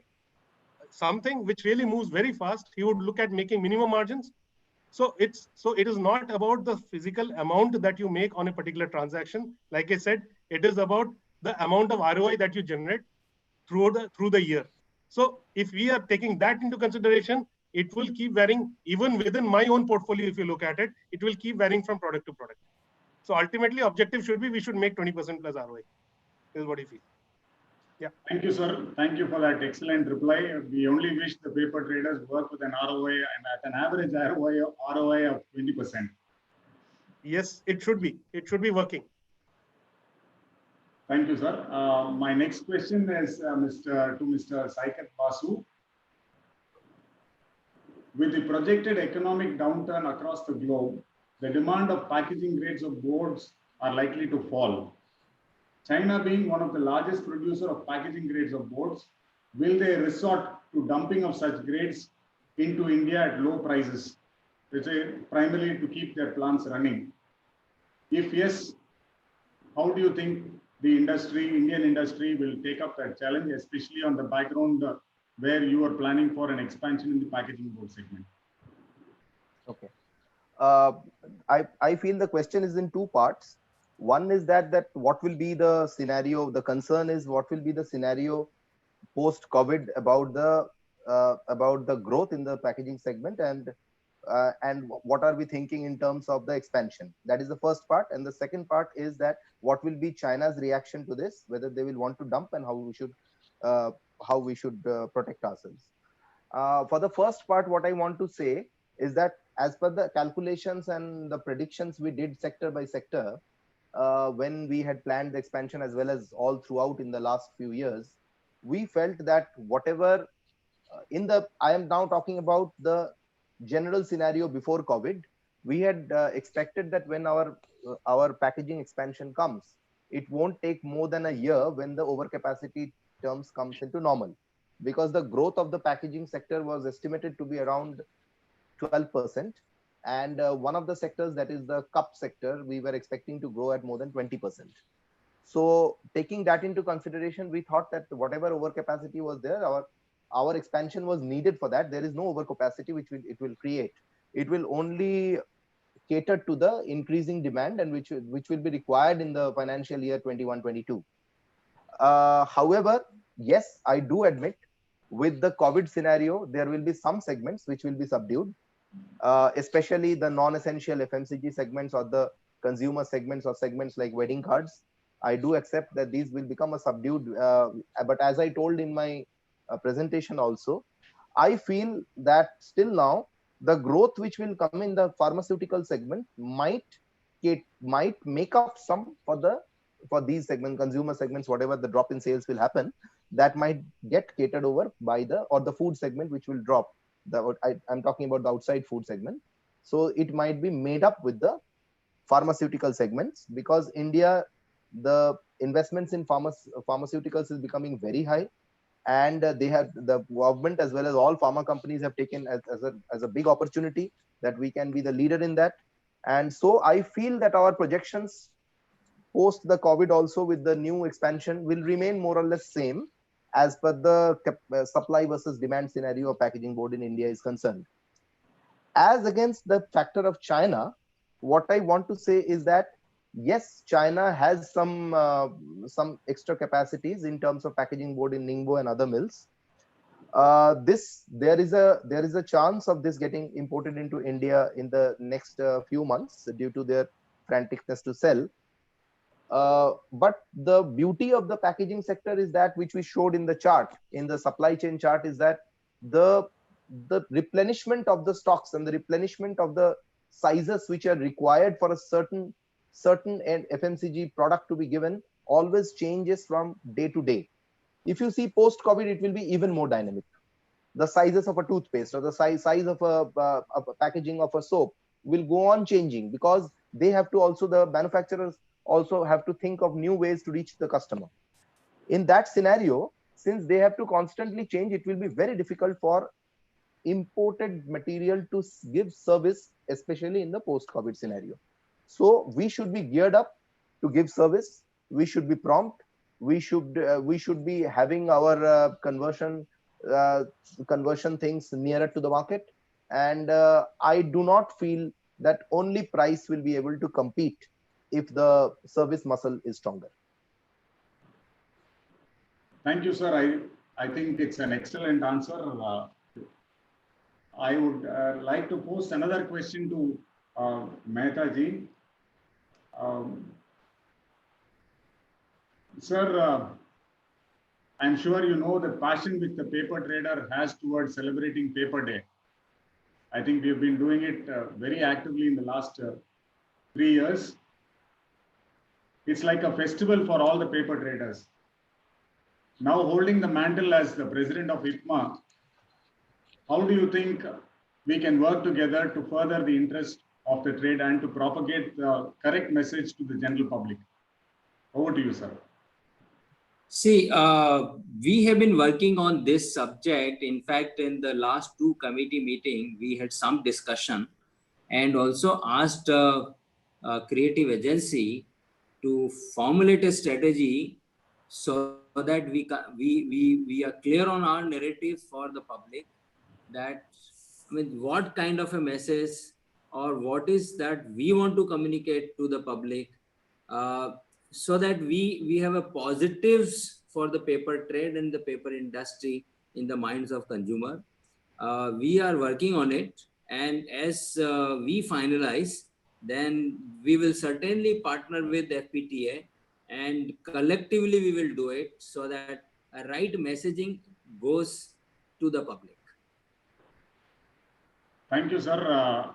We wish to state that the FPTA is ready to do the last mile running, and thank you. We will be the last sure. warriors to reach the public. We bank upon FPTA and all the members. Yes. Thank you, sir. Thank you We will so not much. let you down. Thank you. Sir, my next question is to Mr. Biswas. Yes. Availability of waste paper seems to be a challenge in the near future. Simultaneously, it is projected that the demand of newsprint will hit a new low. How will such a scenario impact the functioning of recycled paper mills?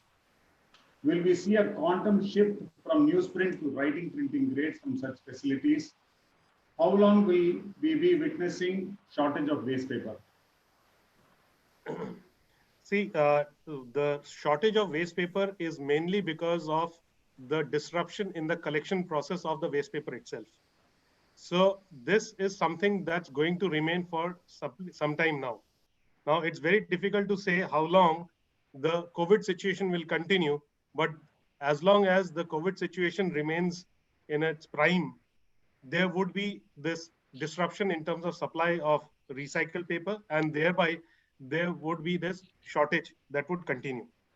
Now, thereby, see what you're saying is also correct, that in this situation, what has happened is the newsprint is something which has also got disrupted. Now, why has the newsprint got disrupted? It has got disrupted because if you look at the newspaper sellers or the distributors, they have all disappeared.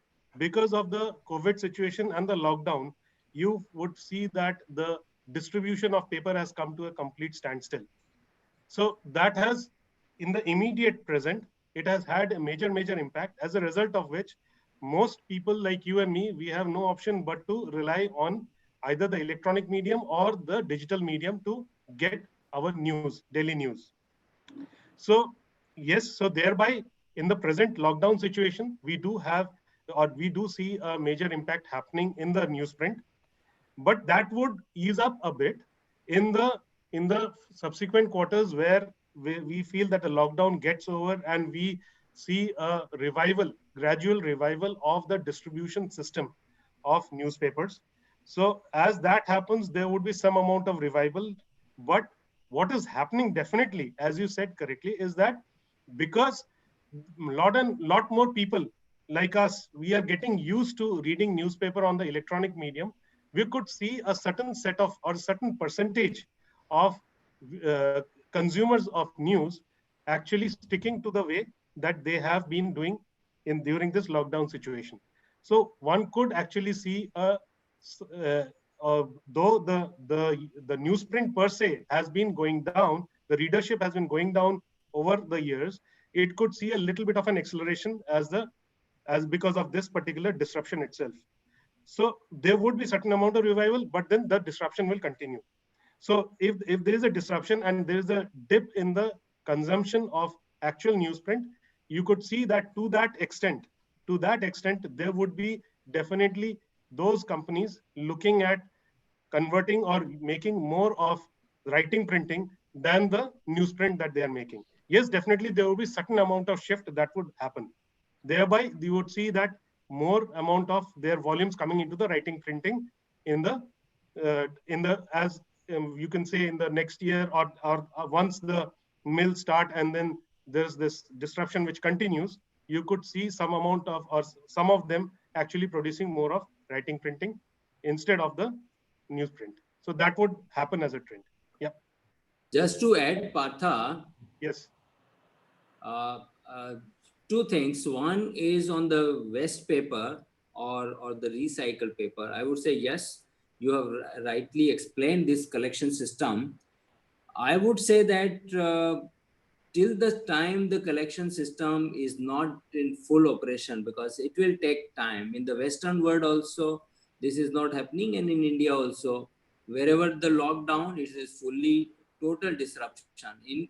Thereafter also, there will be some disruption in the collection system. Normally, what happens is that when the collection system is not in full swing, there would be some virgin fiber consumption more, and that will trigger to more pulp demand, and more pulp demand means higher pulp prices. Higher pulp prices mean the higher paper prices.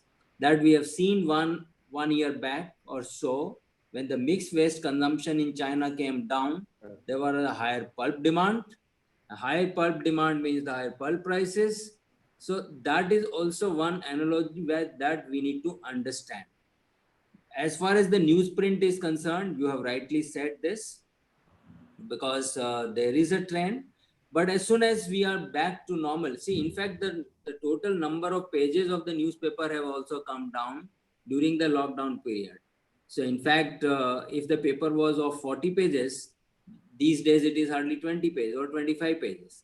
So when you have a normal time, then you will have all the product ad, that advertisement, this advertisement.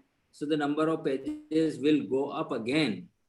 But yes, there may be some impact on the readership.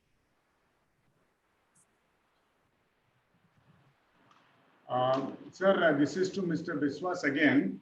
What do you think will be the impact of e-commerce on paper trade, more specifically to copier? Because we anticipate that the Amazons and Flipkarts and probably even Reliance may get into this business. What is your advice on this to a paper trader? Yeah. There are few pluses and minuses as far as the e-commerce is concerned. First of all, I will talk about that, and then I'll come to what we need to do as paper traders. First thing is, if you look at the e-commerce, there is something called the volume value equation. In the sense, what is the actual price of the product and how much is the volume or the weight of that particular product. So why am I saying this? The reason for saying this is that when you have to deliver paper online, then the cost of delivering it becomes humongous. Okay, so thereby it really gets added, and thereby the end consumer ends up paying much more because of the cost of the transportation. So we have to see to what extent it works out, or in the short run, if there is availability issues for a given consumer, he would be looking at paying at a significantly higher price. Okay, so that is as far as the e-commerce is concerned. So what it also means is that if as a paper trader, we are not able to service the demand of the consumer, then the consumer will look for ways and means of getting his demand met, even if it is at a higher price. So as paper traders, my suggestion is to look at, even though there is, if let's say a paper trader is located in a lockdown situation or a red zone, he is not able to open up his office. My suggestion is that he has his the complete customer base. He should be continuously in touch with his customer base and try to see, talk to them on a regular basis, follow up with them, and try to see how he can fulfill the requirements, looking at innovative mechanisms of completing that last mile supplies. Okay, that's my suggestion to the paper traders.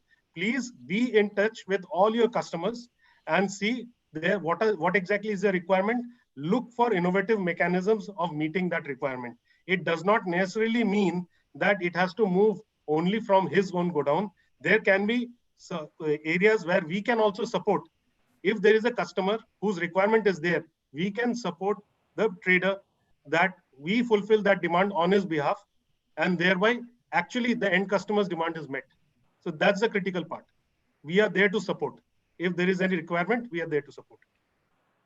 Thank you, sir. Thank you for your answer. I think I just have two questions which will be put to Mr. A.S. Mehtaji. One is, sir, how do we, it's more of an advice, how do we handle a customer who has already got an existing huge exposure with us when he's seeking more credit? Do you advise us to invest further with a customer, or take a call? I know we have to evaluate the customer, but in an overall perspective, what is your advice?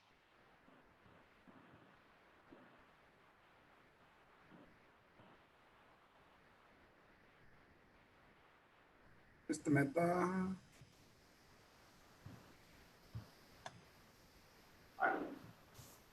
Yeah, I think maybe Mr. Biswas or Mr. Basu can take this question as well. Yeah. Yeah. Okay. I think he had the previous question posed to Mr. Mehta was a little bit on the similar lines, I believe. So again, yes, there is a chance of a little sticky debts or bad debts at every point of the supply chain. So while selecting your customers, my personal feeling is that yes, you cannot drop the customers off the hat on the very first day. You have to be very, very politically correct with them. You have to get the payments out from them, and then also supply. You have to be very in close touch with the customer and understand his needs. If you feel that he has a particular product which he needs, and that is very, very important to run his plant or run his unit, then that product you may always give him a proposition that you can supply him quicker, and maybe do a trade-off in those supplies on that, give some supplies of it and collect the previous payments. Of course, they will also understand that the whole cycle needs to move, otherwise they will not get supplies from another dealer also if they do not pay the certain guy. And that is one part. And the other part, what we can say is that other than choosing these customers, you have to get into what we showed in the slide, and Mr. Partha also showed in so many segments, that we should always look into plethora of other opportunities. Once we have divided our basket, the main thing is to divide the basket. If we are only say dependent on publishers or only say dependent on pharma converters, then we will get stuck. There are exporters who are giving to the garment sector. Now, if garments, now this is one sector, I'm just giving an example. The garment sectors, their export orders to the US have got stalled. Now, naturally, they will be under a cash crunch. When they will be under a cash crunch, they will not pay the dealer. So then you have to find out that whether you cater to some converters who are there in the food segment, maybe, who have a faster rotation of money. Same thing for in terms of the copier, as Parthaji explained, that we have to always see whether rotation of money is faster. If we are dependent only on say, I am only an office supplier for copier. So office supplier for copier, then you know that if their offices are not running or they are in a crunch, that company is in a crunch, then the payment can get rotated to a year. So it is better to see that if there is a jobber segment which gives a faster rotation of money, we make some customers in that line also. That can be, I think, in every segment we have to just divide our portfolio so that we can handle this threat better.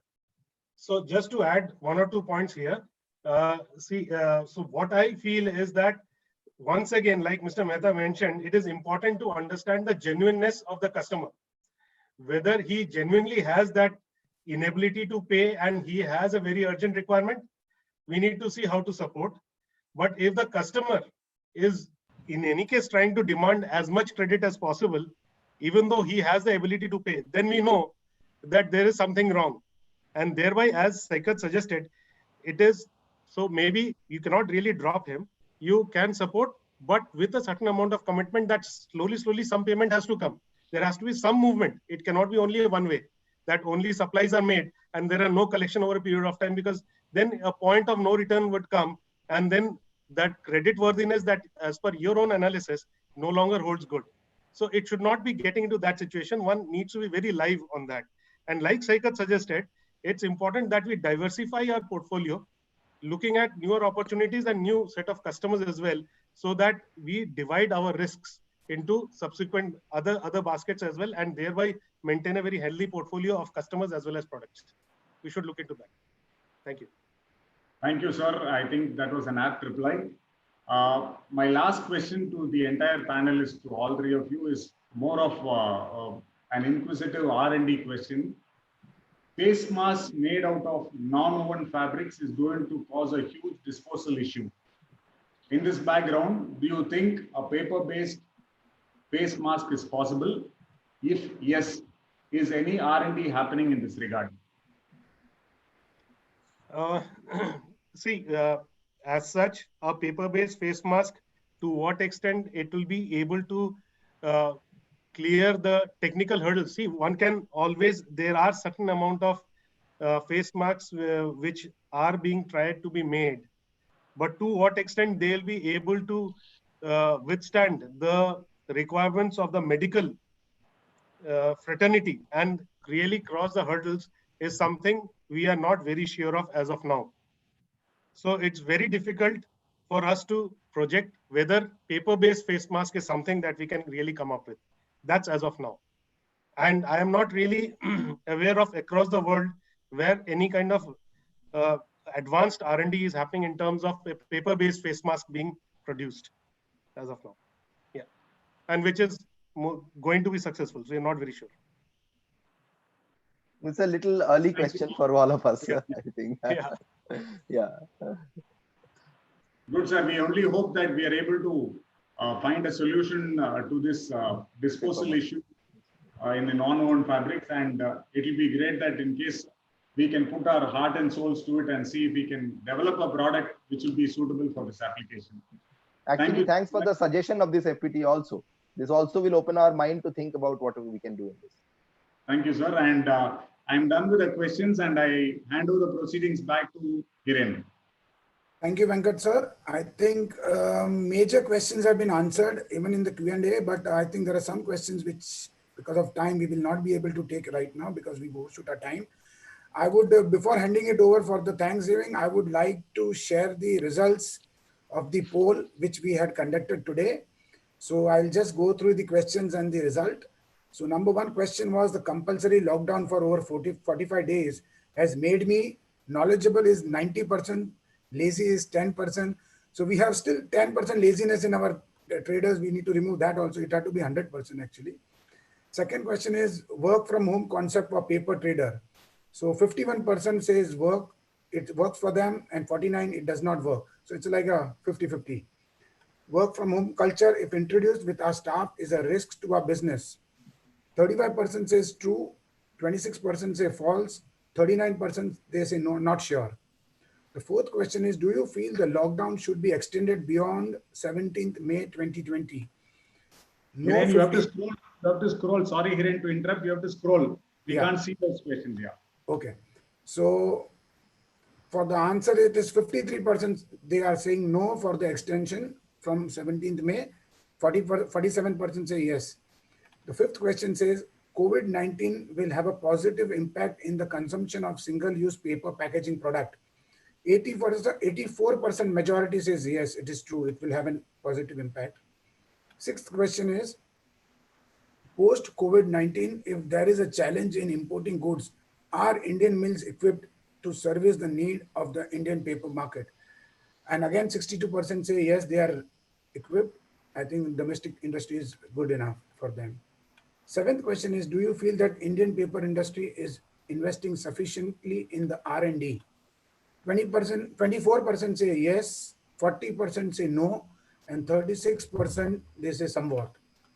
Eighth question says, what percentage of our consumer customers are aware that paper in India is predominantly made out of wood produced from farms, agricultural reduce, and waste paper? Less than 50%, 58%, more than 50%, 25%, more than 75%, 16%, and 1% is 100%. Ninth question says, are you satisfied with the way we are celebrating Paper Day on 1st August? So yeah, 64% they say yes, 14% no, and 22% cannot comment. And the last question for the day was, do you feel that the rate of GST on paper is high? 46% feel that it is high, 1% they feel it is low, and 54% feel that it is optimum. So I think I'm done with that. Again, Venkat sir, back to you for Thanksgiving. Thank you, Hiren. It's been a wonderful morning, a very purposefully spent Sunday morning.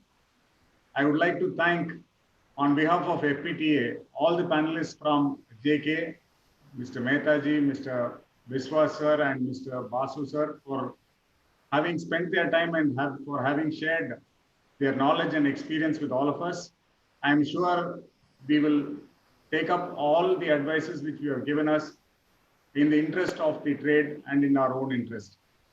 Thank you, gentlemen, and thank you to all the participants. We have had over 450 participants who were here with us, and over 125 participants who joined us online in our YouTube channel. Our thanks goes to each and every one of you for having shown interest towards such programs of FPTA. And I would request Hiren to circulate the recording of this in all our WhatsApp groups, so that the benefit and the knowledge which our panelists have shared with us will be utilized by our entire fraternity. Thank you, gentlemen. Thank you once again. Thank you, Venkat sir. I think Shamji Kaka, our past president FPTA, wants to say something. Shamji Kaka, please, you can say. Shamji Kaka. Hello. Yeah. Mehta sir, Samji bhai wants to say something. हाँ Yeah. मेरे को हाँ खाली हाँ, thank you. Sir नमस्ते, मेरे को खाली नमस्ते, इतना बोलना है नमस्ते कि ये श्यामजी भाई। पूरा एफपीटीए का ये जो सेकंड वेबिनार हुआ उसमें हाँ। पूरी एफपीटीए टीम को मैं धन्यवाद देना चाहता था, specially mister Venkat sir, mister Hiren, mister Nirmal and mister Kunal. ये चारों जन ने बहुत अच्छी मेहनत की और ये पूरा प्रोग्राम सक्सेस किया। मैं वो सबको धन्यवाद देना चाहता हूँ। और साथ साथ में मेहता जी, आप और बासु जी और सैकत जी, मेरे एफपीटीए के भी आप इनविटेशन देके आप आए, आपके लिए भी मैं पर्सनली शुक्रिया करता हूँ, पूजा करता हूँ। Thank you. और धन्यवाद तो श्याम जी भाई को, आपके डायरेक्शन में इन सब लोगों ने काम किया है। Thank you so much Shyam ji भाई। Thank you, gentlemen. And we will be organizing more of these webinars in the future also, so that our members can take maximum benefit from the ideas of the industry head and various panelists we will be having in the future also. So we will keep updating as and when we arrange a next webinar. Thank you, everybody. Have a nice Sunday and stay safe. Thank you. Thank you. Thank you. Thank you to all. Everybody.